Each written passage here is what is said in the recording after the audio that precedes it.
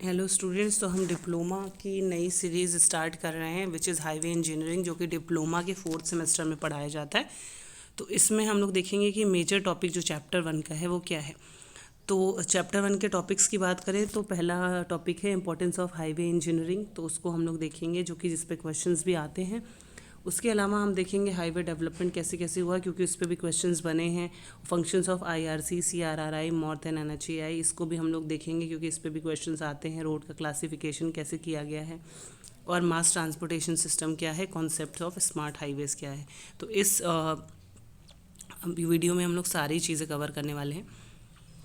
तो importance of highway engineering देखें तो सबसे पहले मोबिलिटी एंड एक्सेसिबिलिटी है। आपको सामान को एक जगह से दूसरी जगह ले जाना है, या आपको खुद एक जगह से दूसरी जगह जाना है, तो आपको गाड़ी जगह से दूसरी जगह पहुंचानी है। किसी भी तरीके का मूवमेंट आपको करना है, या कहीं पहुंचना है, या कोई चीज़ कहीं पहुंचानी है, तो उसके लिए सबसे ज़्यादा जो इम्पोर्टेंट रोल प्ले करता है वो हाईवे इंजीनियरिंग करता है।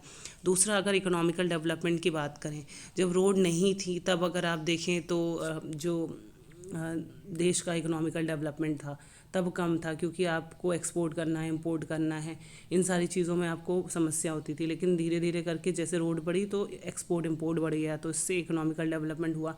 अब जॉब के लिए भी ये है कि अगर आपके आसपास के विसिनिटी में जॉब नहीं है तो आप आराम से ट्रैवल करके थोड़ा सा बाहर, थोड़ा सा दूर जाके आराम से जॉब कर सकते हैं। तो इस तरीके से अब बहुत सारे बिजनेसेस भी ट्रैवल बढ़ने से आए। तो इस तरीके से आप देखें तो इकोनॉमिकल ग्रोथ बहुत ज़्यादा होती है। फिर सेफ्टी पर्पज़ की बात करें, क्योंकि हाईवे इंजीनियरिंग में जो रोड्स बनाई जाती हैं वो प्रॉपर सेफ्टी को ध्यान में रख के बनाई जाती हैं। कि टर्न प्रोवाइड करने हैं तो उसके लिए प्रॉपर एक सेफ्टी है, साइनेज प्रोवाइड करना है, लाइटनिंग रोड की प्रॉपर होनी चाहिए। तो जितनी भी चीज़ें होती हैं वो एक प्रॉपर सही तरीके से बनाई जाती हैं, तो उसके लिए भी इसका रिक्वायरमेंट है। कनेक्टिविटी की बात करें तो अगर आपको पढ़ने के लिए कहीं बाहर जाना है, या आप कोई तबीयत ख़राब हो जाती है, किसी की हॉस्पिटल जाना है, या कोई अलग कोई सुविधाएं हैं जो आपको प्राप्त करनी है, तो उसके लिए भी आप आराम से जा सकते हैं। इन्वायरमेंट कंडीशन की बात करें तो जो रोड बनाई जाती है वो सारी चीज़ों को ध्यान में रख के बनाई जाती है। तो इसमें जो है इन्वायरमेंट का ध्यान भी रखा जाता है, और साथ साथ में ये देखा जाता है कि इकोसिस्टम पे निगेटिव इफेक्ट ना पड़े, तो इन सारी चीज़ों को ध्यान में रखा जाता है। टेक्नोलॉजिकल एडवांसमेंट की बात करें तो अब जो है नई नई टेक्निक्स आ रही हैं, एडवांसमेंट आ रहा है, तो उसको भी अप्लाई किया जाता है रोड में। जैसे कि स्मार्ट हाईवेज़ बन रहे हैं, सेंसर्स का यूज़ हो रहा है, जिसमें ऑटोमेटिकली चीज़ों को डिटेक्ट कर लिया जाता है। तो इस एडवांसमेंट के साथ अगर हम देखें तो रोड की परफॉर्मेंस और ज़्यादा बढ़ती चली जा रही है। उसके अलावा हम देखें कि रेजिलियंस एंड अडेप्टेबिलिटी, तो हम देखें डिफरेंट डिफरेंट इन्वायरमेंटल कंडीशन होती हैं, जैसे बारिश आ गई या वेदर कंडीशन आ गई, तो अब रोड को ऐसा भी डिज़ाइन किया जा रहा है, पहले से भी डिज़ाइन करते आए हैं, कि इन सारे जो इफ़ेक्ट होते हैं उसको भी ये विदस्टैंड कर पाए, ये मजबूती से उसको हैंडल कर पाए।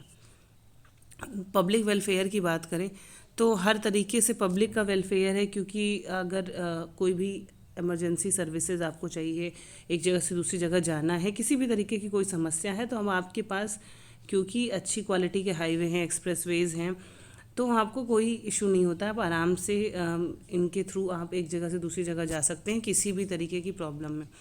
तो इस तरीके से अगर सामाजिक, अगर भलाई की बात की जाए, लोगों का नेटवर्क बनाने की बात की जाए, तो वहाँ से भी आपको यहाँ पे बेटरमेंट मिलता है। तो these are the importance of highway engineering. Modes of transportation की बात करें तो roadways, highways, railways and waterways, airways, तो ये सारी चीज़ें आपको, ये 4 टाइप के रोड ट्रांसपोर्ट दिखते हैं। सबका एक अलग अलग एडवांटेज है। जैसे कुछ जगहों पे रोड बहुत सही रहती है कि घर से घर तक अगर आपको कोई चीज़ पहुंचानी है तो रोड बहुत सही है। रेलवेज़ की बात करें तो बहुत सारे लोगों को एक साथ ट्रैवल कराना लॉन्ग डिस्टेंस रूट के लिए ये बहुत अच्छी पड़ती है। तो वाटरवेज़ का अपना एक एडवांटेज है, क्योंकि हैवी गुड्स अगर आपको पहुंचाने हैं एक देश से दूसरे देश, तो वाटरवेज़ भी सही पड़ता है। एयरवेज़ कम टाइम में आपको दूरी तय करनी है। तो सबका रिलेटिव एडवांटेज और डिसएडवांटेज है। स्कोप ऑफ हाईवे इंजीनियरिंग की बात करें तो हाईवे इंजीनियरिंग बहुत सारे डिपार्टमेंट में डील करता है। हाईवे में डेवलपमेंट, प्लानिंग एंड लोकेशन होता है। कोई भी रोड आपको बनानी है, सबसे पहले आपको शुरुआत कैसे करनी है। कोई भी एरिया जैसे आप सेलेक्ट करते हैं कि यहाँ से यहाँ तक रोड बनेगी, किस बेसिस पे सेलेक्ट करते हैं, कौन सा बेस्ट रूट होता है, तो उसकी प्लानिंग और लोकेशन क्या रहेगी, उसके लिए भी एक अलग से एक तरीके से कहें कि इसका स्कोप इसमें है। उसके अलावा जब आप रोड फिक्स कर लेते हो कि यहाँ से यहाँ तक बनेगी, तो उसकी डिज़ाइनिंग के पूरी पैरामीटर्स जो हैं, कैसे डिज़ाइन होगा, क्या ज्योमेट्री रहेगी, क्या स्ट्रक्चर रहेगा, आप उसको देखते हो। उसके अलावा जब रोड पूरी तरीके से बन जाती है तो ट्रैफिक कैसे रेगुलेट होगा, साइंस, सिग्नल्स और इन सारी चीज़ों को कैसे रेगुलेट किया जाएगा, कैसे क्या चीज़ें की जाएगी, तो ट्रैफिक रिलेटेड फिर काम इसमें होता है। मटेरियल कंस्ट्रक्शन एंड मेंटेनेंस, तो जो भी मटेरियल यूज़ कर रहे होते हैं उसकी स्ट्रेंथ क्या रहेगी, कैसे कंस्ट्रक्शन होगा, अगर ख़राब हो जाती है तो मेंटेनेंस कैसे होगा, इसके बारे में भी। उसके अलावा इकोनॉमिक, फाइनेंस एंड एडमिनिस्ट्रेशन, तो कितना फंड्स और इन सारी चीज़ों से रिलेटेड भी स्कोप है हाईवे इंजीनियरिंग का। उसके बाद बात करते हैं कि रोड का जो डेवलपमेंट था, मतलब जैसे पुराने ज़माने से जब से रोड स्टार्ट हुई, कैसे स्टार्ट हुई, कैसे बनना स्टार्ट हुई, इसके बारे में। तो अर्ली डेवलपमेंट की बात करें कि अगर हम बहुत सारा ऐसे पुराने ज़माने की बात करें, हाँ, आदिकाल की बात करें, तो वहाँ से पहले फुटपाथ था, फिर उसके बाद पहिए का आविष्कार हुआ, तो इस तरीके से मिलता है। तो फिर हम लोग को रोमन रोड के बारे में सबसे पहला, अगर वेस्टर्न डेवलपमेंट की बात करें तो रोमन रोड का जिक्र दिखाई देता है। उसी तरीके से वेस्टर्न डेवलपमेंट में फिर ट्रेसा गेट आते हैं, फिर मेटकाल्फ, टेलफोर्ड, मैकेडम, और मैकेडम में भी दो है, waterborne macadam and bituminous macadam. तो रोमन रोड की बात करें तो सबसे पहले जो रोम में रोड बनाई गई थी उनको रोमन रोड्स का नाम दिया गया था, और ये रोड बहुत कम डिस्टेंस के लिए बनाई गई थी, और इनका जो पर्पस था वो मिलिट्री पर्पस था, इसलिए बनाई गई थी। पत्थरों की रोड बनाई गई थी, इसमें कोई ढाल नहीं दी गई थी, ग्रेडियंट मतलब ढाल, रिगार्डलेस ऑफ ग्रेडियंट। तो यहाँ पे जो हाईलाइटेड पॉइंट है, अगर उतना पॉइंट आपको याद रखते हैं या आपको डायग्राम भी याद है तो आपके लिए सफिशेंट है। तो इसमें क्या किया गया था कि कोई ढाल नहीं प्रोवाइड की गई थी। दूसरी बात, बड़े बड़े पत्थर अगर हमको रखने हैं तो हमारी जो सॉइल है वो सॉफ्ट नहीं होनी चाहिए कि जिससे पत्थर धस जाए। तो हार्ड स्ट्रेटम तक उसको मिट्टी को निकाल के और उसके बाद फिर पत्थर रख के उसको अरेंज करके बनाया गया था। और टोटल थिकनेस जो रखी गई थी 0.75 से 1.2 मीटर रखी गई थी सड़क की। तो आप इस तरीके से देखें तो कुछ इस टाइप के आपको पत्थरों की रोड जैसे दिखाई दे रहा है, तो इस टाइप की रोड्स थी। तो यहाँ पे इसका टिपिकल क्रॉस सेक्शन आप देखें तो थिकनेस अगर आप देख रहे हैं तो यहाँ पे आपको दिखाई दे रही है 0.75 टू 1.2 मीटर, जो कि हमने वहाँ पे देखा है। इसमें नीचे बड़े पत्थर लगाए गए हैं, ऊपर बड़े पत्थर लगाए गए हैं, बीच में पत्थरों के टुकड़े लगाए गए हैं जो कि लाइम कंक्रीट से भरे हुए हैं। तो इस तरीके से पत्थरों के अरेंजमेंट से क्या की गई है, ये रोमन रोड बनाई गई है। सब ग्रेड जो है 10 टू 20 सेंटीमीटर जो दिखाई दे रहा है, ये मिट्टी जो बनाई गई है उसके बारे में है। कर्ब स्टोन है, ये साइड को जो आपका जो पूरा पेमेंट होती है, जो ये रोड आप बना रहे पत्थरों से, उसको सपोर्ट करने के लिए कर्ब स्टोन प्रोवाइड किया जाता है। तो इस तरीके से अगर आप ये डायग्राम याद रखते हैं तो इस डायग्राम में सारी चीज़ें हैं। तो आपको ये जो लैंग्वेज हमने पीछे लिखी थी उसको लिखने की ज़रूरत नहीं है। इसमें थिकनेस दिखाई गई है, इसमें ये भी दिखाया गया है कि बड़े पत्थर रखे गए हैं, इसमें ये भी दिखाया जा रहा है कि सीधी रोड बनी है, इसमें ग्रेडियंट नहीं दिया हुआ है। तो अगर आप ये डायग्राम याद रखते हैं तो आपको सारे पॉइंट्स याद रहेंगे। उसी डायग्राम का दूसरा पार्ट भी है। Second is Tresaguet construction. तो ट्रेसा गेट में उन्होंने क्या किया है कि आप यहाँ देखिए, तो यहाँ पे 0.75 टू 1.2 मीटर रोमन ने रखा था। इन्होंने कहा भाई इतना बड़ा हम क्यों रोड रखें, का थोड़ा सा कम, मतलब उन्होंने काफ़ी कम कर दिया, इसको 30 सेंटीमीटर कर दिया। दूसरी चीज़ ये है कि ढाल इन्होंने नहीं दी थी। ढाल तो ज़रूरी है देना, क्योंकि रोड में अगर हम ढाल प्रोवाइड करते हैं तो क्या होता है, जितना भी पानी आता है रोड में वो साइड साइड से ड्रेन के थ्रू चला जाता है। तो इन्होंने ढाल दी, लेकिन इससे पहले रोमन में कोई ढाल नहीं प्रोवाइड की गई थी। तो यहाँ पे अगर आप देखिए जो दो स्लोप की बात कर रहे हैं, तो 1 in 45 जो कि रोड पे स्लोप दी गई है, और शोल्डर पे जो रोड के साइड वाला जो एरिया है उस पर 1 in 20 जो है ढाल दी गई है। तो इनको भी पत्थरों के अरेंजमेंट से ही बनाया गया था, बस इसमें अंतर क्या था कि एक तो इनकी थिकनेस कम कर दी गई थी जो कि 30 सेंटीमीटर कर दी गई थी, और जो है जो स्लोप जो है उसमें बना दिया गया था। तो आप इस तरीके से देखें तो आपको ढाल दिखाई दे रही है, तो यहाँ पे दो ढाल दिखाई दे रही है, 1 in 45 जो कि रोड की ढाल है और शोल्डर की 1 in 20 है। तो इस तरीके से आप देखें तो पूरा रोड का अरेंजमेंट पत्थरों से इनको भी बनाया गया था। इसमें भी लार्ज फाउंडेशन स्टोन लगाए गए थे, और इस तरीके से पत्थरों के ऊपर से फिर ब्रोकन स्टोन और बाकी सारी चीज़ें लगाई गई थी। उसके बाद मेटकाल्फ कंस्ट्रक्शन है। मेटकाल्फ कंस्ट्रक्शन अगर आपको सीरीज़ वाइज याद रखना है तो मेटकाल्फ को याद रखना है, बट इनके रोड का कोई ज़िक्र बहुत ज़्यादा नहीं है। बस ये है कि हाँ इन्होंने एक रॉबर्ट फिलिप का जो पेपर था उसके को फॉलो करके एक रोड बनाई थी, उसके बारे में है। फिर आता है टेलफोर्ड कंस्ट्रक्शन। तो टेलफोर्ड कंस्ट्रक्शन में बात करें, जो पत्थरों का अरेंजमेंट था, जो कि फाउंडेशन स्टोन अब सभी ने लगाया है, फाउंडेशन स्टोन इन्होंने भी लगाया है, लेकिन इन्होंने जो फाउंडेशन स्टोन है किनारे पे जो लगाए हैं वो लगाए हैं छोटे, और फिर सेंटर में उनकी हाइट बढ़ते हुए लगाया है। तो आप देखिए तो 17 to 22 सेंटीमीटर, कुछ कुछ बुक्स में 30 to 23 है। तो इस तरीके से जो उन्होंने पत्थर जो है इस तरीके से अरेंज किया। अभी हम देखेंगे स्लोप इन्होंने भी प्रोवाइड किया है, क्योंकि स्लोप इस वेरी रिक्वायर्ड, मतलब बहुत ज़रूरी है स्लोप बारिश से बचाने के लिए।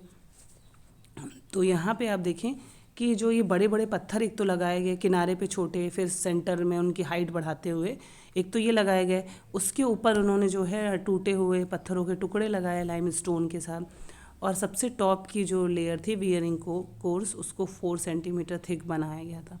तो ये सारी चीज़ें हैं जो आपको याद रखनी है, और डायग्राम में सारी चीज़ें अगर आप मेंशन कर देते हैं तो एक डायग्राम से ही आपका काम चल जाएगा। जैसे डायग्राम में आप यहाँ देखें तो 17 सेंटीमीटर का पत्थर आपको दिखाई दे रहा है, सेंटर में ये हाफ बनी हुई है, तो 22 सेंटीमीटर का दिखाई दे रहा है। उसके ऊपर आप देख रहे हैं कि छोटे बड़े पत्थर आपको दिखाई दे रहे हैं, बॉटम से थोड़े से छोटे हैं लेकिन कंपैरेटिवली थोड़े से बड़े हैं, उसके ऊपर थोड़े और छोटे पत्थर, और सबसे टॉप पे सबसे छोटे पत्थर के टुकड़े हैं। तो इस तरीके से लेयर बाय लेयर लगाया था। टॉप लेयर जो है 4 सेंटीमीटर थिक है, स्लोप 1/45 है, ये आपको याद रखना है। उसके बाद मैकेडम कंस्ट्रक्शन की बात करें तो मैकेडम कंस्ट्रक्शन में क्या किया गया था कि इन्होंने ये कहा कि जो हैवी फाउंडेशन स्टोन हम सब में लगाते चले आ रहे हैं उसकी कोई ज़रूरत है नहीं। तो एक तो ये चीज़ थी। दूसरी चीज़ ये था कि इन्होंने बोला कि बहुत ज़्यादा एक्सपेंसिव हो जा रहा है, तो हम क्या करते हैं कि रोड हम बनाएंगे, थोड़ा सा हम रोड को जो आसपास के एरिया है उससे थोड़ा सा ऊंचा बनाएंगे और उसकी थिकनेस कम रखेंगे, और बाकी इसमें बड़े बड़े पत्थर की ज़रूरत नहीं है। तो उन्होंने पत्थरों का जो साइज़ है वो हटा दिया था। बाकी अगर लोड डिस्ट्रीब्यूशन की बात करें तो वो सब बहुत बढ़िया था, बाकी सारे स्ट्रेंथ क्राइटेरिया ये सब कुछ सही था।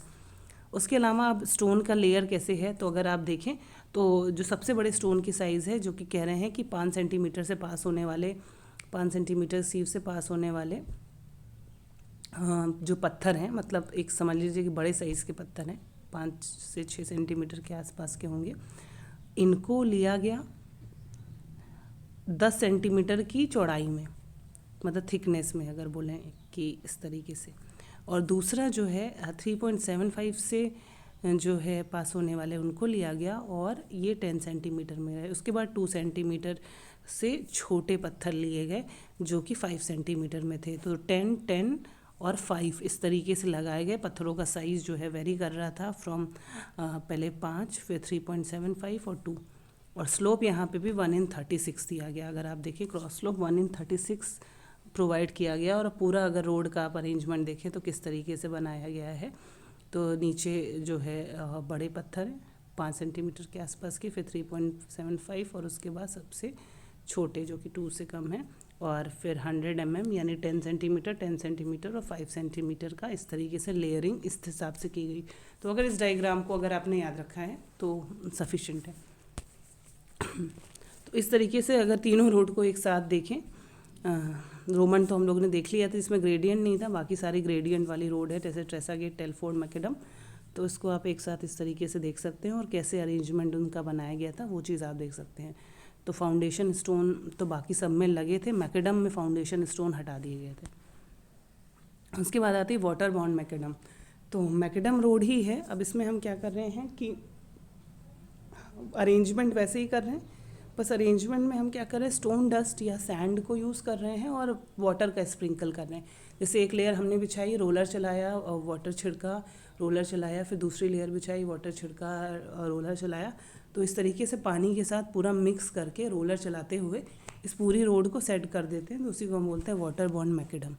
तो लेयरिंग वैसी ही रहेगी, बस हम इसमें क्या करेंगे कि वाटर स्प्रिंकल कर देंगे और साथ साथ में सैंड स्प्रिंकल कर देंगे। तो इस तरीके से, ताकि जो भी स्पेसेस हैं वो कुछ ना बचें और अच्छे से रोड कंपैक्ट हो जाए। उसी तरीके से आती बिटुमिनस मैकेडम, जिसमें हम यही प्रोसेस करते हैं, बट हम यहाँ पे पानी की जगह पे बिटुमिन का यूज़ करते हैं, और उसको हम पूरा बिटुमिनस को कंपैक्ट करने के लिए एक तरीके से बाइंडिंग मटेरियल की तरीके से यूज़ करते हैं। तो उसको हम बिटुमिनस मैकेडम कहते हैं। मतलब जिसको हम हिंदी में अगर कहें कि डामर कह सकते हैं, उसका यूज़ करते हैं। तो आपने उस रोड को देखा होगा, तो उसको मेल्ट करा के उसको लेयर पे बिछा के इसको प्रॉपर कंपैक्शन प्रोवाइड किया जाता है, जिसमें पाउडर स्टोन का सारी चीज़ों का यूज़ किया जाता है। फिर हाईवे डेवलपमेंट इंडिया की बात करें तो बहुत सारे स्क्रिप्चर में हमको कुछ कुछ रोड का जिक्र दिखाई देता है, जैसे चंद्रगुप्त मौर्य का भी वर्क दिखाई देता है। इसके अलावा ऐसे अशोका के पीरियड में भी कुछ रोड बनी हुई थी, ऐसा भी कुछ दिखाई देता है। जीटी रोड के बारे में हम लोगों ने सुना ही था, तो उसके बारे में दिखाई देता है। तो फिर जीटी रोड को बाद में रिकन्स्ट्रक्ट करके जब लॉर्ड डलहौजी वाला जब आए थे, तो उस टाइम पे उसको रोड का कंस्ट्रक्शन हुआ। तो इस तरीके से हमको ये तो पता है कि डेवलपमेंट हुआ, लेकिन जो एक्चुअल में जो अच्छी तरीके से काम होना शुरू हुआ उसके बारे में हम बात करते हैं। तो इट स्टार्ट्स विद, जो कि आपके सिलेबस का पार्ट भी है, कई बार जयकार कमेटी पूछा गया है। तो जयकार कमेटी एंड रिकमेंडेशन, ये ट्रांसपोर्टेशन जो बीटेक वाले बच्चे हैं उनके लिए भी ज़रूरी है, और साथ साथ में इसके लिए भी ये पूरा डेवलपमेंट जितना भी चीज़ें अभी तक बताई गई है वो दोनों के लिए ही ज़रूरी, डिप्लोमा और बीटेक दोनों स्टूडेंट्स के लिए। तो पहले तो हम लोग देख लेते हैं हाईवे डेवलपमेंट इन इंडिया, जहाँ से जयकार कमेटी वाला जो स्टार्ट हुआ था। ईयर बाय ईयर अगर आप देखें तो बहुत सारी चीज़ें होती चली गई। तो इसका पूरा जो डिस्क्रिप्शन है इस स्लाइड में आपको दिखाई दे रहा है, और एक एक करके जो इम्पोर्टेंट चीज़ें हैं हम इसमें से समझेंगे। तो जयकर कमेटी की बात करें तो जयकर कमेटी ने ये कहा, ये कमेटी बनाई गई थी कि अब हमको रोड की डेवलपमेंट का देखना है तो कैसे होगा। तो ये कमेटी बनाई गई 1927 में, और इसमें लोग जब बैठे तो उन्होंने कहा कि रोड डेवलपमेंट जो है ये लोकल गवर्नमेंट का, स्टेट गवर्नमेंट का काम नहीं है, और उनके पास इतने फंड्स नहीं है कि वो काम कर सकें। तो उन्होंने कहा कि जो है ये नेशनल इंटरेस्ट का काम है, तो नेशनली ये सेंट्रल गवर्नमेंट को इसको देखना चाहिए। तो फिर ये डिसाइड हुआ, पहला पॉइंट तो ये है कि ये नेशनल इंटरेस्ट का काम है, जो कि लोकल गवर्नमेंट के पास इतना टेक्निकल कैपेसिटी या फाइनेंशियल कैपेसिटी नहीं है कि रोड बना सकें, इनके पास इतनी सुविधाएं नहीं हैं। दूसरी चीज़ उन्होंने कहा कि टैक्स लगा दिया जाए पेट्रोल पे, और जो भी टैक्स से जो पैसा आता है उसको हम सड़क बनाने में यूज़ करेंगे, इसको हम लोग रोड डेवलपमेंट फ़ंड के तरीके से देखेंगे। फिर तीसरा हुआ कि एक सेमी ऑफिशियल टेक्निकल इंस्टीट्यूशन बनाया जाएगा, क्योंकि हम रोड बना रहे हैं तो उसकी कुछ गाइडलाइंस होनी चाहिए, कैसे रोड बनेगी, प्रॉपर टेक्निकल नॉलेज उसके लिए होनी चाहिए। तो इन सारी चीज़ों का आइडिया देने के लिए एक सेमी ऑफिशियल टेक्निकल इंस्टीट्यूशन बनाया गया, जिसको बाद में जाके IRC बोला गया। और उसके अलावा इन्होंने कहा कि एक रिसर्च इंस्टीट्यूट भी बनना चाहिए जो कि इससे रिलेटेड और आगे के कामों पे बात करे। तो 4 बात उन्होंने कहा। एक तो उन्होंने बोला कि रोड जो है लोकल गवर्नमेंट और स्टेट गवर्नमेंट के बस की बात नहीं है, उनके पास उतना टेक्निकल चीज़ें भी नहीं है, फाइनेंशियल भी चीज़ें नहीं है, तो वो बना सकें। उन्होंने बोला कि नेशनल इंटरेस्ट का काम है। दूसरा उन्होंने कहा कि अब फ़ंड हमको चाहिए, तो फ़ंड के लिए उन्होंने पेट्रोल पे टैक्स लगाने की बात की, और जिसके थ्रू जो भी फ़ंड आएगा उसको रोड डेवलपमेंट में यूज़ करेंगे। दूसरी चीज़ उन्होंने ये कही, जिसको CRF के नाम से, सेंट्रल रोड फंड के नाम से जाना जाता है। तीसरा उन्होंने कहा कि IRC जो कि सेमी टेक्निकल इंस्टीट्यूट है ये बनेगा, और चौथा जो है एक रिसर्च इंस्टीट्यूट बनेगा जो कि CRRI के नाम से हुआ। तो एक मीटिंग में ये सारी चीज़ें डिस्कस हुई, जिसके 4 हाईलाइटेड पॉइंट थे। ये पॉइंट आपको याद रखने हैं, ये 4 इंपॉर्टेंट पॉइंट आपके हमेशा काम आने वाले हैं, चाहे आप तैयारी करेंगे, चाहे आप आगे बीटेक करते हैं, उसके लिए हमेशा काम आने होते हैं। ये 4 इंपॉर्टेंट पॉइंट आपको याद रखने हैं। अब क्योंकि कमेटी बनी थी और ये सारे डिस्कशन हुए थे, अब इस पर धीरे धीरे काम शुरू हुआ। तो उसके बाद 1929 में काम हुआ CRF पे। तो CRF में क्या किया गया कि 2.64 पर लीटर ऑफ पेट्रोल, ये इतना टैक्स जो है ये चार्ज किया गया। तो जैसे आप 1 लीटर पेट्रोल लेते हैं तो जो भी उसका चार्ज है उसमें थोड़ा सा बढ़ा दिया गया, 2.64 पर लीटर। अब इतना चार्ज आपको देना था, और यही जो अमाउंट था ये रोड डेवलपमेंट में खर्च होने वाला था। ये कैसे खर्च होने वाला था, जैसे नीचे डिस्क्रिप्शन में लगा हुआ है कि पेट्रोल पे जितना भी आ रहा था, कुछ नेशनल हाईवे बनाने के लिए, कुछ % स्टेट हाईवे बनाने के लिए, और कुछ % सेफ्टी वर्क के लिए। जो बाकी डीजल से रिलेटेड जो भी था वो रूरल डेवलपमेंट में लगना था। तो इस हिसाब से 2.64 पर लीटर ऑफ पेट्रोल पे ये टैक्स लगाया गया। और इसको डिस्ट्रीब्यूट कैसे किया गया ये हम लोग ने सेंट्रल रोड फंड में देखा, जो कि सेकेंड रिकमेंडेशन था जयकर कमेटी का। फिर तीसरा जो रिकमेंडेशन था जिन्होंने कहा कि सेमी ऑफिशियल टेक्निकल बॉडी बननी चाहिए, वो थी आईआरसी। आईआरसी का काम क्या था, जो भी रोड कंस्ट्रक्शन से रिलेटेड, मेंटेनेंस से रिलेटेड चीज़ें थी, ये इनको बताना था। स्टैंडर्ड रोड के क्या होने चाहिए, अब रोड हम बना दे रहे हैं, प्रॉपर उसका स्ट्रेंथ होनी चाहिए, किस तरीके से रोड बननी चाहिए, उसका स्टैंडर्ड डिसाइड करने वाला आईआरसी था। प्रोफेशनल ओपिनियंस देने वाला, रोड से रिलेटेड सारे काम से रिलेटेड, ये भी जो है आईआरसी था। उसके अलावा education related, experiment, research related, road से रिलेटेड अगर आप बात करें, जितना भी डेवलपमेंट का काम है, डिज़ाइन का काम है, इन सारी चीज़ों का काम है, सारा स्टैंडर्ड देना ये आईआरसी का काम था। उसके अलावा कानून संबंधी जो भी रोड डेवलपमेंट से रिलेटेड चीज़ें हैं उसको बार बार बताना, कैसे प्लान करना है, कैसे सारी चीज़ों को चलाया जा सकता है, इन सारी के चीज़ों के बारे में। तो रोड डेवलपमेंट से रिलेटेड सारी चीज़ों के बारे में इन्होंने बताया। दूसरा कि जो स्टडी मटेरियल प्रोवाइड करना, जो भी इंजीनियर्स आएंगे, जो भी लोग आएंगे, तो लाइब्रेरीज, स्टडी मटेरियल, इन सारी चीज़ों को भी प्रोवाइड करने का काम जर्नल्स आईआरसी का था। तो आईआरसी का अगर मेन काम देखें तो इनका काम ये है कि रोड को डेवलप करना है, रोड को कंस्ट्रक्ट कराना है, उससे रिलेटेड जितनी भी आप नॉलेज, गाइडलाइंस, प्लानिंग, इन सारी चीज़ों को, मेंटेनेंस, उसके अलावा स्टडी मटेरियल प्रिपेयर करना, रिसर्च कंडक्ट कराना, ये सब आईआरसी का काम था। इसमें अगर आप देखें तो आपको बहुत सारे आईआरसी के कोड दिखाई देंगे, जिन्होंने सारे रिकमेंडेशन दिए हैं कि सर्वे कैसे करते हैं, कोई पुल बनाना हो तो कैसे बनाते हैं, रोड कैसे बनाते हैं, इन सारी चीज़ों का गाइडलाइंस उन्होंने दे रखा है। तो ये जस्ट समझने के लिए है, इसको आपको याद नहीं करना है। उसके बाद आया motor vehicle act. Motor vehicle act का काम क्या था, ट्रैफिक को रेगुलेट करना, और उससे रिलेटेड जैसे ड्राइवर लाइसेंस की बात है, और जितने भी लोग चल रहे हैं, पोल्यूशन रिलेटेड चीज़ें होती है, जो भी गाड़ी से रिलेटेड मेन चीज़ें थी, इस पे काम हुआ। उसके बाद नेशनल हाईवे एक्ट आया, जिसमें सेंट्रल गवर्नमेंट का पूरा रिस्पॉन्सिबिलिटी था, और उनका ये कहना था कि वो किसी भी हाईवे को कह सकते हैं कि ये नेशनल हाईवे है, या उसको नेशनल हाईवे की कैटेगरी से हटा सकते हैं। ये पूरा सेंट्रल गवर्नमेंट का रोल था। फिर आया रिसर्च इंस्टीट्यूट, जिसको हम CRRI कहते हैं। तो इसका काम क्या था, क्योंकि रोड से रिलेटेड जितनी भी टाइप की रिसर्च थी वो इनको कंडक्ट कराना था। तो इसमें जो था, जितने भी रोड से रिलेटेड प्रोजेक्ट है, जैसे रोड की डिज़ाइन और बेटर कैसे हो सकती है, कंस्ट्रक्शन और बेटर कैसे हो सकती है, उससे रिलेटेड रिसर्च, ट्रैफिक से रिलेटेड रिसर्च, और ज़्यादा ट्रैफिक ऑपरेशंस को बेटर कैसे बनाया जा सकता है, और अलग अलग एरिया में ट्रैफिक को कैसे रेगुलेट किया जा सकता है, मटेरियल कौन कौन से बेटर हो सकते हैं। तो इस हिसाब से देखें तो CRRI का इतना जो चीज़ें थी।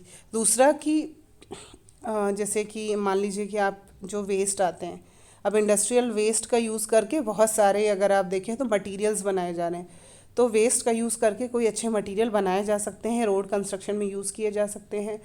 इनका भी काम था CRRI का। लैंडस्लाइड कंट्रोल कैसे हो सके और कैसे ज़्यादा बेटर स्ट्रेंथ प्रोवाइड कर सकें, इसको भी देखना। उसके अलावा ग्राउंड इम्प्रूवमेंट टेक्निक, क्योंकि रोड सारी जो है वो सॉइल पे ही बनती है, तो उसको भी ग्राउंड को और ज़्यादा बेटर कैसे कर सकते हैं, पोल्यूशन कंट्रोल कैसे कर सकते हैं, सेफ्टी कैसे बढ़ा सकते हैं, इन सारी चीज़ों पे, सारे टॉपिक पे, मतलब रोड से रिलेटेड जितनी भी चीज़ें होती हैं उससे रिलेटेड और क्या बेटर किया जा सकता है, उससे रिलेटेड रिसर्च जो है वो CRRI करती थी। उसके बाद 20 ईयर प्लान की बात करें तो यहाँ पे 20 ईयर प्लान स्टार्ट हुआ। पहला 20 ईयर प्लान है जिसको हम बोलते हैं नागपुर रोड कांग्रेस या नागपुर रोड कॉन्फ्रेंस बोलते हैं। तो ये 1943 से 1963 20 ईयर की थी, और ये जल्दी ओवर हो गई थी, 1961 में ही ख़त्म हो गई थी। तो ये IRC का इनिशिएटिव था, फर्स्ट 20 ईयर प्लान था। अगर इसमें देखें तो आपको ये याद रखना है कि टारगेट क्या था। टारगेट इसका था 16 किलोमीटर पर 100 स्क्वायर किलोमीटर एरिया। इसमें जो रोड बनाने का इनका टारगेट था कि 100 स्क्वायर किलोमीटर एरिया में 16 किलोमीटर की रोड का इनका टारगेट था। टोटल लेंथ की बात करें तो ये ऑप्शनल है, आप याद करना चाहें तो कर सकते हैं। इसमें 529600 किलोमीटर लेंथ की रोड बनी थी। सेकेंड 20 ईयर की प्लान की बात करें तो ये है बॉम्बे रोड प्लान। तो बॉम्बे रोड प्लान, इसमें जो टारगेट था जस्ट पहले वाले टारगेट का डबल, अगर आप देखें तो 32 किलोमीटर पर 100 स्क्वायर किलोमीटर एरिया पे इनका टारगेट था। इसमें एक्सप्रेसवे भी इंक्लूड किया गया था। टोटल रोड लेंथ का टारगेट देखें तो 1059,200 किलोमीटर लेंथ रोड थी। तो ये ऑप्शनल है, आप याद करना चाहें या ना याद करना चाहें, लेकिन बाकी 2 पॉइंट्स इंपॉर्टेंट हैं। उसके बाद अगर हम देखें तो बात आती है हाईवे रिसर्च बोर्ड की, जो कि 1973 में आया था। इसका भी काम था हाईवे से रिलेटेड चीज़ों को, रिसर्च को बढ़ावा देना, उनको कोरिलेट करना, कि उनको देखना पहली बात, और उसके बाद कैसे उस पर इम्प्लीमेंटेशन किया जा सकता है, और फिर मॉनिटरिंग और उसका एप्लीकेशन रखना, ब्रिज से रिलेटेड चीज़ों की रिसर्च करना। तो ये हाईवे रिसर्च बोर्ड आया था। थर्ड 20 ईयर प्लान की बात करें तो लखनऊ रोड प्लान था, जिसका था कि रोड डेंसिटी को इंक्रीज़ करना है 46 से 82 किलोमीटर, और ये 46 किलोमीटर पर 100 square kilometre in 1981 to 82 kilometre पर 100 स्क्वायर किलोमीटर इन 2001। तो यहाँ पे रोड की जो डेंसिटी थी उसको बढ़ाने का काम था, जो कि 1981 से 2001 में अगर आप देखें तो इस तरीके से बढ़ाया गया, from 46 to 82। Classification of road by Nagpur road plan देखें तो उन्होंने रोड को क्लासीफाई किया था national highways, state highways, major district road, other district road and village road.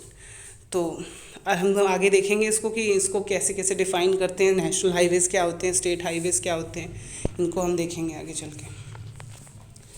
Third road development plan, जो कि लखनऊ रोड डेवलपमेंट प्लान था, इसके अकॉर्डिंग अगर क्लासिफिकेशन देखें तो इसी को उन्होंने प्राइमरी सिस्टम कहा, जिसमें अगर आप देखें नेशनल हाईवे एक्सप्रेसवे में तो speed of vehicle, number of lens और स्ट्रेंथ वाइज, ये सब में जो सबसे बेटर होती हैं उनको प्राइमरी में बोला गया है, जिसमें एक्सप्रेसवे और नेशनल हाईवेज आते थे।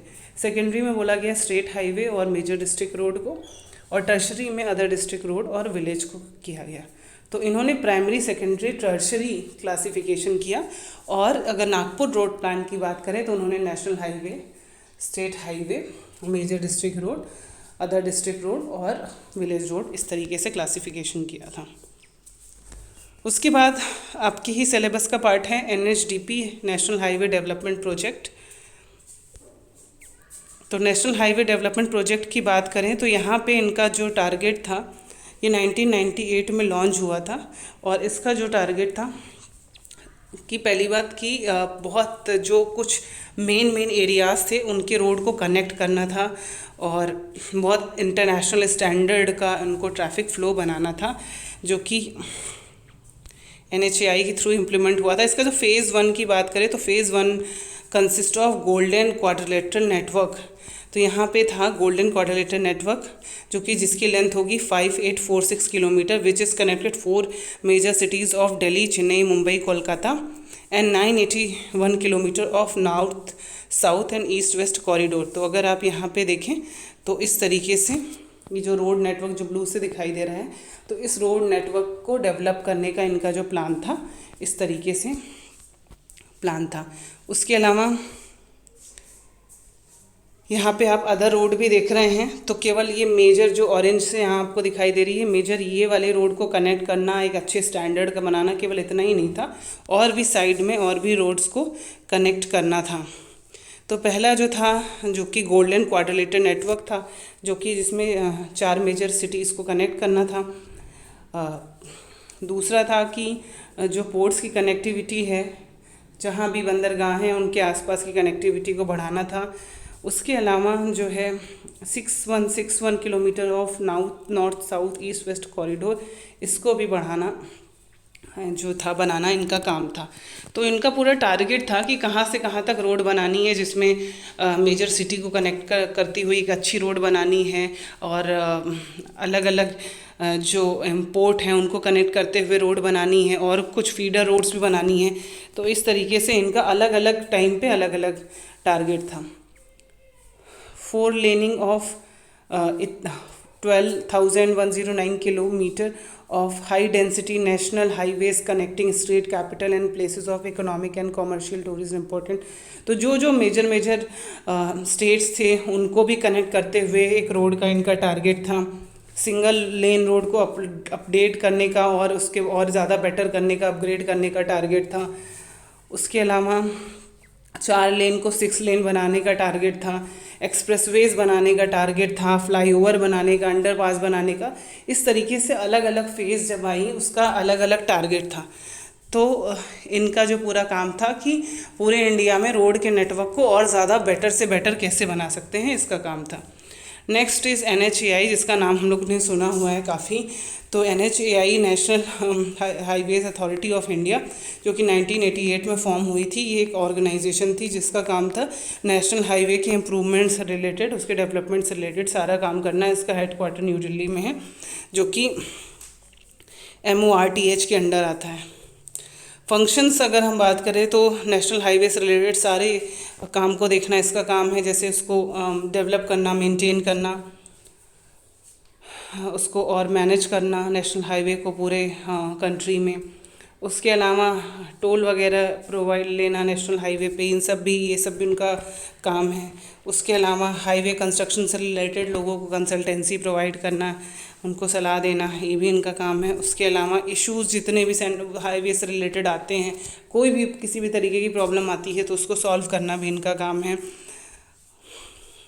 और नेशनल हाईवे से रिलेटेड जो भी स्कीम आती है, जो भी इश्यूज़ हैं या कोई फाइनेंशियल प्रॉफिट्स से रिलेटेड सारी चीज़ें और स्मूथ रेगुलेशन हो सके, इन सब का काम जो है NHAI का था। तो एक तरीके से देखें नेशनल हाईवे की सारी रिस्पॉन्सिबिलिटी अगर देखें तो यहाँ पे NHAI का है। दूसरा हम MORTH देखें, जो इसको हम बोलते हैं ministry of road transport and highways. तो इसमें भी हमको इसके फंक्शंस याद रखने हैं क्योंकि सिलेबस का पार्ट है। तो इसमें बेसिकली अगर कुछ मेजर पॉइंट्स और इसके कुछ फंक्शंस याद रहते हैं तो बहुत अच्छी बात है। अगर हमको रोड मिनिस्ट्री के बारे में पता है कि कौन सी रोड की मिनिस्ट्री क्या काम करती है तो वो हमारे लिए सफिशेंट होगा। तो इस मिनिस्ट्री का पूरा काम है कि रोड से रिलेटेड पॉलिसीज़ बनाना, कि रोड को अगर बेटर से बेटर बनाना है तो उससे रिलेटेड क्या पॉलिसी है, क्या रूल्स एंड रेगुलेशन है, कैसे रोड ट्रांसपोर्ट इंडिया में आगे बढ़ेगा उसके बारे में है, कैसे डेवलपमेंट होगा, कैसे उसकी मरम्मत होगी, कैसे रेगुलेट होगा, कैसे अच्छा नेटवर्क बना सकते हैं, सब के बारे में ये चीज़ें। रोड सेफ्टी के बारे में, नई टेक्नोलॉजिकल एडवांसमेंट के बारे में, कनेक्टिविटी बढ़ाने के मामले में, ये पूरी एक मिनिस्ट्री है जिसके अंदर बहुत सारी चीज़ें आती हैं। तो इसका पूरा काम है इन सारी चीज़ों को देखना। फंक्शन की बात करें तो क्योंकि इसका जो पूरा फंड है, क्योंकि ये जो नेशनल हाईवे का पूरा फंड है वो जो है सेंट्रल गवर्नमेंट के अंडर आता है, तो ये सारा कंट्रोल करता है और उसके रिलेटेड सारा काम इसी का रहता है।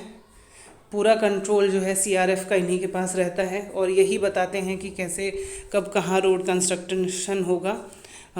उसके अलावा क्वालिटी भी देखते हैं, उसके अलावा काम कैसे सारी एजेंसियां कर रही हैं उसको देखते हैं। उसके अलावा कोई भी प्रोग्राम स्टार्ट होगा, मतलब रोड से रिलेटेड जो भी काम होगा उसको मॉनिटर करना।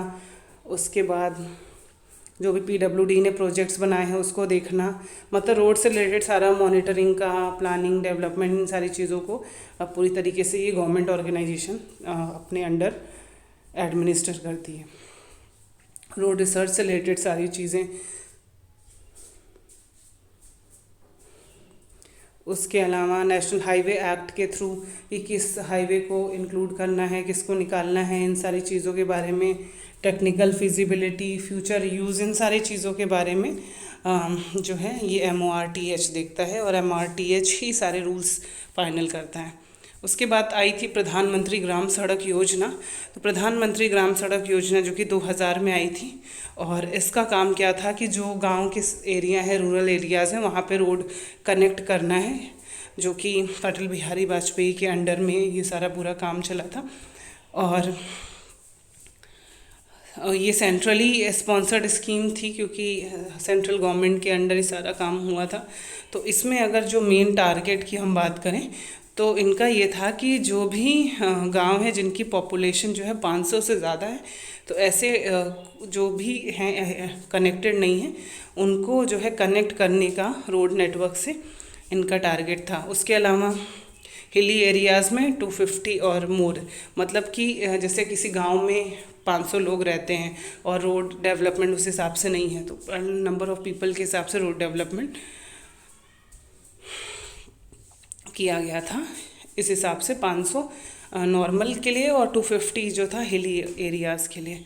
उसके अलावा कि हर टाइप की रोड, ऑल वेदर रोड की बात करें तो जो हर वेदर में चल सकती है, जैसे मिट्टी की रोड की बात करें तो बारिश होती है तो वो रोड ख़राब हो जाती है, तो पक्की रोड जिसको हम बोल रहे हैं ऑल वेदर रोड, तो ऐसी रोड का कनेक्टिविटी प्रोवाइड करना गाँवों में, जो कि स्कूल से कनेक्ट हो, हॉस्पिटल से कनेक्ट हो, मार्केट से कनेक्टेड हो, आसपास के एरिया को कनेक्ट करे, ऐसा काम था प्रधानमंत्री ग्राम सड़क योजना के अंडर।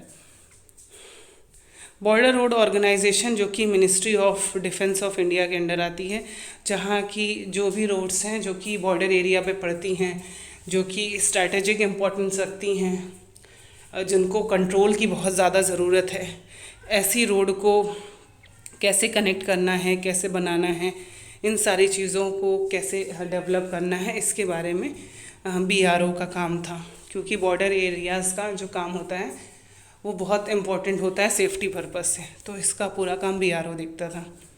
उसके बाद हम देखते हैं क्लासिफिकेशन ऑफ रोड। तो सीज़न की बात करें, अभी हम लोग ने देखा भी कि ऑल वेदर रोड का नाम है, तो फेयर वेदर रोड मतलब अच्छी वेदर रहेगी, बारिश नहीं रहेगी तो सड़कें अच्छी रहेंगी, और बारिश हो गई या वेदर ख़राब हुआ तो सड़कें ख़राब हो जाएंगी, इसको बोलते हैं फेयर वेदर रोड। तो इसमें मिट्टी की सड़क, एक डायग्राम भी आपको दिख रहा है, जो कि बारिश में ख़राब होने वाली। ऑल वेदर रोड मतलब कैसा भी मौसम हो, ये सारे मौसम को विद स्टैंड कर जाए, सारे मौसम को बर्दाश्त कर जाए, ऐसा है all weather road. Paved road, unpaved road, तो जिसमें भी पक्की सड़क नहीं बनाई गई है तो हम उसको बोलते हैं अनपेव्ड, और पक्की सड़क बना दी गई है तो उसको हम बोलते हैं paved road. Surface road, unsurface road, अगर सरफेस फिनिशिंग करी गई है तो उसको हम बोलते हैं सरफेस रोड, और सरफेस फिनिशिंग नहीं की गई है तो उसको बोलते हैं अनसरफेस रोड। उसके अलावा ये नेशनल हाईवे से रिलेटेड है एक डायग्राम कि NH1 और NH3 के बारे में। उसके बाद क्लासिफिकेशन ऑफ रोड, तो हमने एक देखा था कि नागपुर रोड का क्लासिफिकेशन था जिसमें national highway, state highway, major district road, other road, district road, और उसके बाद विलेज रोड था। तो ये वाला क्लासिफिकेशन हम लोग ने देखा था। प्राइमरी, सेकेंडरी, टर्शरी हमने थर्ड 20 ईयर प्लान के हिसाब से देखा था। अब और भी क्लासिफिकेशन के मेथड हैं। तो रोड का क्लासिफिकेशन ट्रैफिक वॉल्यूम के हिसाब से होता है। ट्रैफिक वॉल्यूम का मतलब ये है कि किसी पर्टिकुलर अगर हम एरिया की बात करें तो कितने नंबर ऑफ़ ट्रैफिक वहाँ पे पास हो रहे हैं।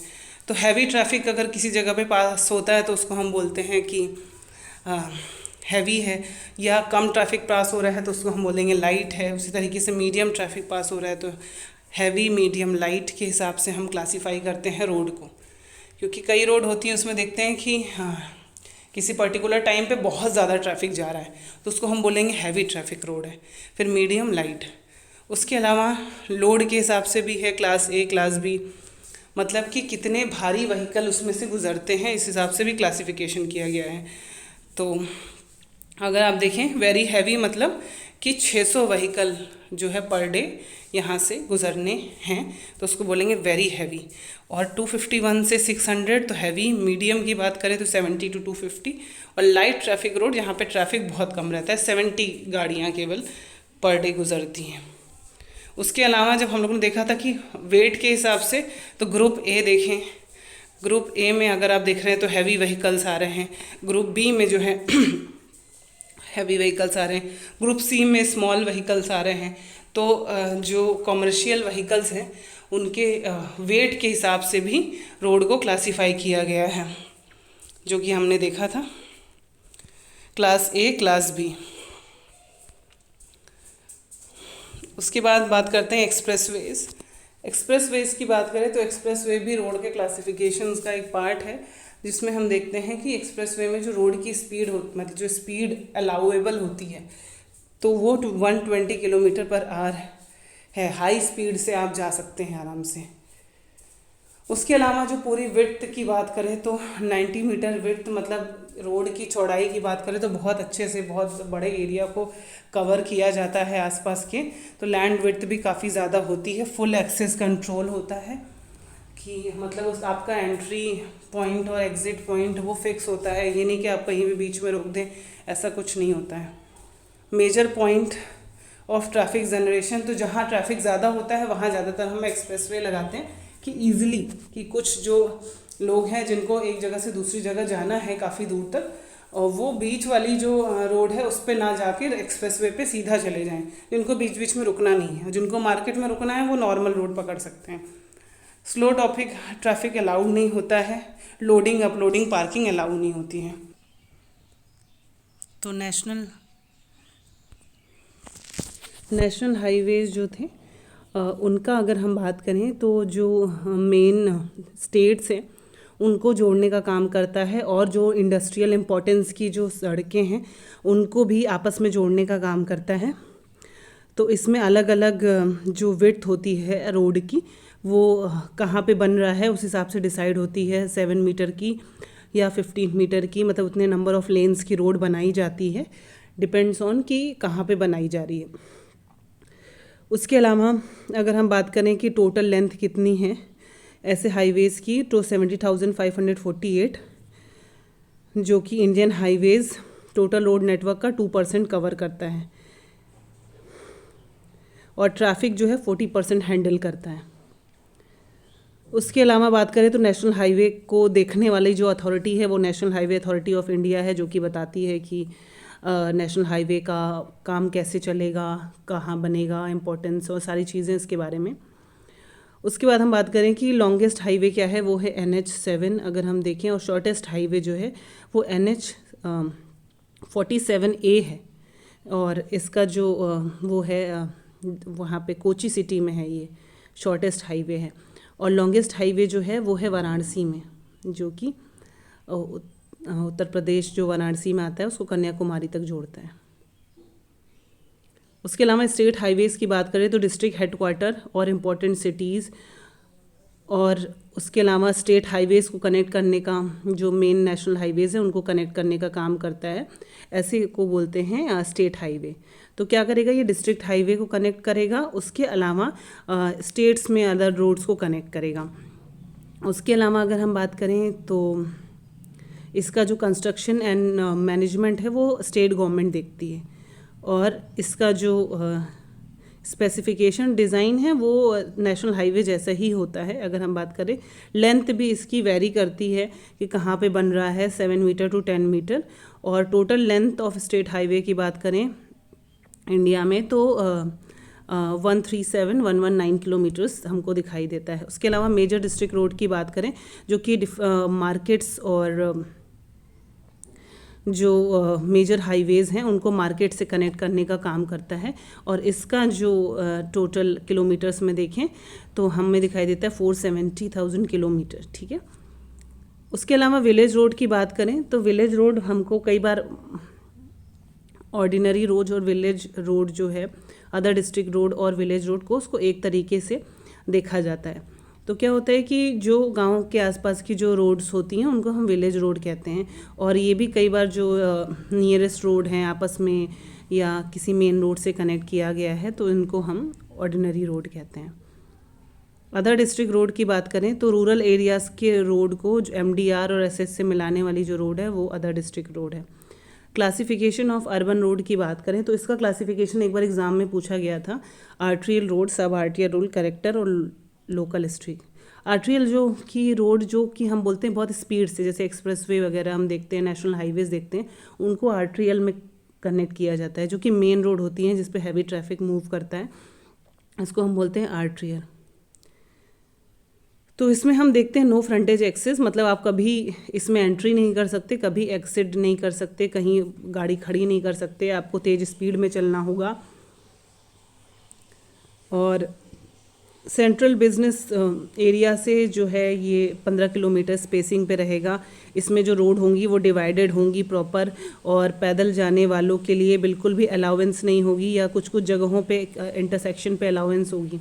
सब आर्ट्रियल की बात करें तो यहाँ पे बस स्टॉप हो सकती हैं, लेकिन यहाँ पे जो है कोई गाड़ी खड़ी नहीं हो सकती। आर्टीरियल से थोड़ा सा कम मोबिलिटी होती है, कम स्पीड में ट्रैवल करते हैं। और अगर मार्केट की बात करें सेंट्रल बिजनेस डेवलपमेंट एरिया से, तो ये कम दूरी पे होते हैं। और डिज़ाइन स्पीड की बात करें तो 16 किलोमीटर पर आवर और लैंड विड्थ 30 टू 40 मीटर होती है। कलेक्टर स्ट्रीट की बात करें तो ये जो बाकी जो मेन रोड हैं उनके जो ट्रैफिक है जो उसमें एंटर करता है, एग्जिट करता है, उसका काम होता है। यानी ये क्या करती हैं कि जैसे आपको एक्सप्रेसवे में एंटर करने के जो जोड़ने वाली जो रोड है उसको हम बोलते हैं कलेक्टर स्ट्रीट। और इसमें फुल एक्सेस अलाउ है, आप कभी भी एंट्री कर सकते हैं, कभी भी जा सकते हैं, कहीं भी रुक सकते हैं, पार्किंग कर सकते हैं, इन सारी चीज़ें। इनकी डिज़ाइन स्पीड और कम होती है क्योंकि ऐसे एरियाज़ में ट्रैफिक का मूवमेंट, आना जाना, रुकना सब लगा रहता है, तो स्पीड कम होती है। लोकल स्ट्रीट की बात करें तो हमारे घर के आसपास की जो एरिया है उसको हम बोलते हैं लोकल स्ट्रीट। इसमें भी पैदल लोग, बस स्टॉप, सारी चीज़ें इसमें होती है क्योंकि ये ओपन सड़क होती है। उसके बाद आता है मास ट्रांसपोर्टेशन सिस्टम। मास ट्रांसपोर्टेशन सिस्टम का मतलब ये है, डायग्राम से भी आपको क्लियर हो रहा है कि बहुत सारे लोग जब एक साथ ट्रैवल करते हैं, उसमें गुड्स आ गया, पर्सनस आ गए, तो उसको हम बोलते हैं मास ट्रांसपोर्टेशन सिस्टम। तो इस तरीके जैसे हमने ट्रेन की बात की, बस की बात की, मेट्रोज़ की बात की, ये सारे मास ट्रांसपोर्टेशन सिस्टम में आएंगे। तो मास ट्रांसपोर्टेशन मतलब क्या है? एक ऐसा सिस्टम जो कि बहुत सारे लोगों को एक साथ लेके जाता है। और आप अपने अलग अलग गाड़ी से आने से ज़्यादा बेटर होता है कि आप एक पब्लिक ट्रांसपोर्ट में जा रहे हैं जहाँ पे आपका खर्चा भी कम लगता है, आप एक जगह से दूसरी जगह एक साथ पहुँच सकते हैं, पॉल्यूशन भी इससे रिड्यूस होता है। इनका एक प्रॉपर फिक्स रूट होता है, शेड्यूल होता है, एक टाइम होता है आने और जाने का, उस हिसाब से आप ट्रैवल कर सकते हैं। ट्रैफिक जैम और पॉल्यूशन और इन सारी चीज़ों को बचाने के लिए ये काम करता है। तो इस तरीके से मास ट्रांसपोर्टेशन में इतने ही पॉइंट्स हैं और इतने ही पॉइंट्स आपके लिए रिक्वायरमेंट है याद रखने के लिए। उसके बाद आती है स्मार्ट हाईवेज़। स्मार्ट हाईवेज़ का मतलब है कि किसी भी चीज़ को हम स्मार्ट तब कहते हैं जब इसमें हम कह सकते हैं कि इसमें सिग्नल्स का यूज़ कर रहे हैं, अपने आप आर्टिफिशियल इंटेलिजेंस का यूज़ कर रहे हैं, उसकी सेफ्टी बढ़ा दी गई है, उसको और ज़्यादा बेटर टेक्नोलॉजी इसमें अडॉप्ट की गई है। स्मार्ट का मतलब ये होता है। तो इसमें बहुत सारी चीज़ें हैं जिसका यूज़ होता है। अगर हम ओवरऑल इसकी बात करें तो इसमें सेंसर्स लगे होते हैं। जैसे आप देखें तो अगर सेंसर का यूज़ हो रहा है तो कई बार ऐसा होता है कि हमको पहले से ही सिग्नल मिल जाता है कि यहाँ पे ट्रैफिक है, तो हम दूसरी जगह पे मूव कर सकते हैं। या कोई एक्सीडेंट हुआ है तो तुरंत सिग्नल मिल जाता है कि यहाँ पे एक्सीडेंट हुआ है, और कैसा मौसम है इससे बारे में जानकारी। उसके अलावा हम ऑटोमेटिक कैमरास वगैरह भी लगे रहते हैं, तो ये भी डिटेक्ट कर लेते हैं कि कितना व्हीकल पास हो रहा है, कहाँ पे कैसी चीज़ें हैं। उसके अलावा जैसे कि आसपास की मार्केट क्या है, जैसे हम लोग जीपीएस का यूज़ करते हैं, तो हमको एक जगह से दूसरी जगह जाना होता है तो हम क्या करते हैं जीपीएस। और जीपीएस को ही अगर हम गाड़ी में लगा दें या कुछ ऐसे रोड पे सेंसर्स लगा दें जो कि हमको बता पाएँ कि कहाँ पे क्या है, कहाँ पे कैसे जाना है, तो ये चीज़ें बहुत ज़्यादा कंट्रोल में चल सकती हैं। हमको सारी चीज़ों की जानकारी रियल टाइम में हो सकती है, कहाँ पे क्या चीज़ें हैं। तो इस तरीके से हमको डायग्राम में भी दिखाई दे रहा है कि हम सिग्नल्स देख सकते हैं। जैसे एम्बुलेंस है आगे पीछे, तो हम ये देख सकते हैं कि एम्बुलेंस है तो हमने, क्योंकि हमें सिग्नल मिल गया तो हम रास्ता दे सकते हैं एम्बुलेंस को, तो ऐसे में इमरजेंसी व्हीकल को भी जाने का मौका मिल सकता है। उसके अलावा रिन्यूएबल्स एनर्जी का यूज़ कर सकते हैं, सोलर पैनल्स लगा सकते हैं, या रोड के सरफेस क्योंकि ओपन रहते हैं तो उसको भी हम एनर्जी जनरेट करने के लिए यूज़ कर सकते हैं। उसके अलावा एक्सीडेंट या ब्रेकडाउन या किसी भी तरीके की कोई इमरजेंसी सिचुएशन होती है तो वो भी हमको बता देते हैं सेंसर्स, तो इनका भी हम यूज़ करते हैं। तो इमरजेंसी रिस्पॉन्स सिस्टम भी होता है। और कई बार आपने देखा भी होगा, ऐसे बहुत सारे मूवीज़ में दिखाते हैं कि जैसे किसी गाड़ी का एक्सीडेंट हो गया तो तुरंत इन्फॉर्मेशन मिल गई कि इस जगह पे गाड़ी के ही थ्रू या रोड के ही थ्रू कि यहाँ पे ही एक्सीडेंट हुआ है, और कोई आके उनको पिक करके लेके चला गया। उसके अलावा ट्रैफिक मैनेजमेंट, ट्रैफिक को अच्छी तरीके, जैसे सिग्नल है तो पहले कोई पर्सन आए वो आपको बताए इधर जाइए उधर जाइए, तो ऑटोमेटिक सिग्नल सिस्टम है जो कि आपको मैनेज करा रहा है कि आपको किधर जाना है किधर नहीं जाना है। ऑटोमेटिक सिग्नल सिस्टम लग गए हैं और आराम से आपका मैनेजमेंट हो रहा है। और रियल टाइम अगर आप देखें, जैसे आपका ई चालान वगैरह जो भी है वो भी डायरेक्टली ट्रैफिक को मैनेज करने का काम होता है। अगर आपने कोई गलत चीज़ें की हैं तो उसके बारे में। ट्रैफिक को मैनेज करने के लिए भी इंटेलिजेंट ट्रैफिक मैनेजमेंट सिस्टम जो कि सेंसर्स का यूज़ होता है, आईओटी का यूज़ करके बनाया जाता है। उसके अलावा इंटरैक्टिव साइनेज एंड लाइटनिंग, तो हमको लाइटनिंग तो रोड पे चाहिए, रात में भी हमको रोड पे लाइटनिंग चाहिए। उसके अलावा आपको पता होगा रोड पे भी आपने देखा होगा कि हाईलाइटेड जो स्ट्रिप्स लगाई जाती हैं ताकि आपको रास्ता मिलता रहे, ये सारी चीज़ें भी होती हैं। उसके अलावा कहाँ पे रोड बंद है, कहाँ पे ट्रैफिक डाइवर्ट किया गया है, इन सारी चीज़ों की भी इंफॉर्मेशन आपको मिलती रहती है। तो अगर आप ये इंटेलिजेंट या smart traffic management system use करते हैं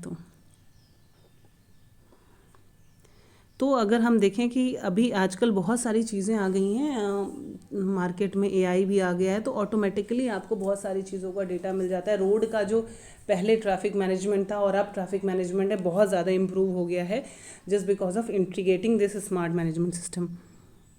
एयर क्वालिटी मॉनिटरिंग भी आप कर सकते हैं, जैसे कि रोड पे चल रहे हैं तो हम देखते हैं कि क्योंकि बहुत ज़्यादा अलग अलग टाइप के व्हीकल हैं तो पोल्यूशन बहुत ज़्यादा हो रहा है, तो पोल्यूशन रोड की वजह से कितना हो रहा है, इस मतलब जो व्हीकल्स हैं उनकी वजह से कितना हो रहा है, ये चीज़ देख सकते हैं।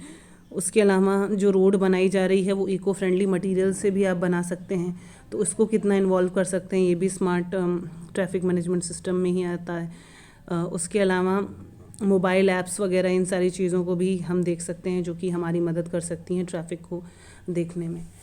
तो स्मार्ट हाईवेज़ की बात करें या किसी भी चीज़ को हम स्मार्ट कह रहे हैं तो इसमें बहुत सारी नई नई टेक्नोलॉजी का यूज़ हो रहा है, नए नए सिस्टम्स का यूज़ हो रहा है, नई नई मैनेजमेंट टेक्निक्स का यूज़ हो रहा है, तो इसमें हम देख सकते हैं इन सारी चीज़ों को इन्वॉल्व किया गया है। तो उसके बाद आते हैं रोड पैटर्न। रोड पैटर्न का मतलब है कि जब रोड बनाई जाती है जैसे किसी पर्टिकुलर जगह पे, ये आपके सिलेबस में उतना इम्पोर्टेंट नहीं है लेकिन फिर भी इसका आइडिया होना चाहिए आपको। तो रोड को अरेंज किया जाता है एक वे में, ये नहीं कि कहीं से भी कोई भी रोड निकाल दी, एक अरेंजमेंट होता है। तो आप देखेंगे अलग अलग जगह पे अलग अलग अरेंजमेंट होता है, इसको मैं बहुत जल्दी कवर करने वाली हूँ। तो अगर आप देखिए रेक्टेंगुलर एंड ब्लॉक पैटर्न, तो यहाँ पे आपको दिखाई दे रहा है कि मेन मार्केट जो है वो बीच में लगाई गई है, उसके अलावा जो मेन मार्केट से एक रोड अटैच है और उसके अलावा बीच बीच में घर या और अदर कंपोनेंट्स लगाए गए हैं और उसके साथ रोड बनाई गई है। तो रोड को इस तरीके से आप देखिए कॉलोनीज़ वगैरह में भी रोज अरेंज होती है, तो घर बने होते हैं, घर के सामने रोड होती है, घर के साइड में रोड होती है और उसके बाद उसके बैक साइड रोड होती है। तो एक तरीके से इस टाइप का सिस्टम आपको देखने को मिलता है। तो यहाँ पे रेक्टेंगुलर ब्लॉक पैटर्न आपको चंडीगढ़ में देखने को मिल जाएगी, क्योंकि चंडीगढ़ पूरा प्लान्ड सिटी है, तो वहाँ पे अलग अलग जगह पे मतलब जो रोड्स का पूरा डिस्ट्रीब्यूशन किया गया है वो रेक्टेंगुलर फॉर्म में किया गया है, जैसे कि आप यहाँ पे देख रहे हैं। तो जो ग्रीन ब्लू पोर्शन है, ये पूरा ब्लू पोर्शन जो है वो रोड को दिखा रहा है और बीच बीच में घर बने हुए हैं। स्टार और ग्रिड पैटर्न भी देखा होगा आपने, तो इसमें क्या होता है, मेन मार्केट या बिजनेस सेंटर जो होता है वो सेंटर में होता है, बाकी उसके किनारे किनारे से रेडियल डायरेक्शन में रोड लगी होती हैं और इसके बीच बीच में घर होते हैं। तो इस तरीके से स्टार, रेडियल और सर्कुलर पैटर्न भी आपने देखा होगा, जिसमें सर्कुलर फॉर्म में एक सेंटर में अगर आप देखें तो बिजनेस सेंटर होता है और उसके फिर चारों ओर जो है बिल्डिंग्स और बाकी सारी चीज़ें होती हैं और बीच बीच में जो नेटवर्क होता है वो रोड का नेटवर्क होता है। तो आपने दिल्ली में आपने देखा होगा सीपी, तो सीपी में आपने देखा होगा ये सेंट्रल एरिया है जहाँ पे सारी चीज़ें हैं और बाकी उसको जो सेंट्रल एरिया से ये जो येलो पोर्शन है आपको दिखाई दे रहा है उससे रोड कनेक्ट होती हुई आपको सारे डायरेक्शन में दिखाई दे रही है। तो रेडियल, स्टार और सर्कुलर पैटर्न है। तो इस तरीके से डिफरेंट डिफरेंट पैटर्न्स हैं। रेडियल, स्टार और ग्रिड पैटर्न ये भी आपको दिखाई दे रहा है। तो इसमें बीच में सेंटर में मार्केट्स हैं, जो बीच बीच के स्पेस हैं उसमें अलग अलग बिल्डिंग्स, कंपोनेंट्स हैं और जो रोड का नेटवर्क है वो इस हिसाब से बना हुआ है। हर एक रोड की अपनी इंपॉर्टेंस है, रोड रैंडम वे में नहीं बनाई जाती है, किसी न किसी पैटर्न के अंतर्गत बनाई जाती है। उसी तरीके से हेक्सागोनल पैटर्न भी है, तो इसमें बीच बीच में जो है बिल्डिंग्स बनाई जाती हैं और बीच के जो एरिया जो आपको लाइनिंग वे में दिख रहा है ये रोड पैटर्न्स होते हैं। तो इस तरीके से हेक्सागोनल पैटर्न है, सबके अपने रिलेटिव एडवांटेज और डिसएडवांटेज हैं। और मिनिमम ट्रैवल पैटर्न है, तो इसमें बहुत सारी रोड आपस में इंटरकनेक्टेड होती हैं और जो हम देखते जो शॉर्टेस्ट रोड होती है उसको हम कभी भी पिक करके वहाँ से जा सकते हैं। तो इस हिसाब से भी रोड अलाइनमेंट बनाई जाती है। तो रोड बनाने का जो डिफरेंट डिफरेंट मेथड था उसको हम लोगों ने देख लिया, जो कि लास्ट टॉपिक था।